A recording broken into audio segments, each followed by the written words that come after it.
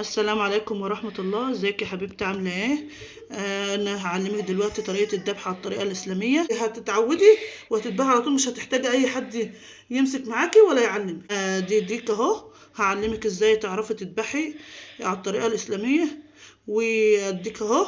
هنحطه كده وادي رجليه. ادي رجليه اهي. هتحط رجل عليه كده، على الرجلين بتاعته. لازم تكون حافية عشان على الطريقة الإسلامية. وتحط رجليك كده على الجناحة بتاعته، على الجناحة بتاعته. وتيجي عند الرقبة كده، فهتلاقي كده الودان بتاعته في عظمتين هنا كده. هتمسكيه وتداري، وتيجي بالسكينة. لازم تكون السكينة حامية جدا.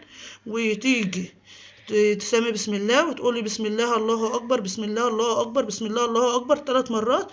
وتقومي دابحه على طول كده. وتيجي لحد ما تذبحي على طول مره واحده، تكون السكينه حاميه جدا لحد ما تيجي عند العظمه كده، وتسيبيه تكون قطعتي الحته بتاعه الزور والجلده اللي هنا كده، وتقومي سايباها. وبس ما تقلقيش خالص. والذبح سهل جدا ومش بيخوف خالص. بس انت جمدي قلبك كده وما تقلقيش من اي حاجه.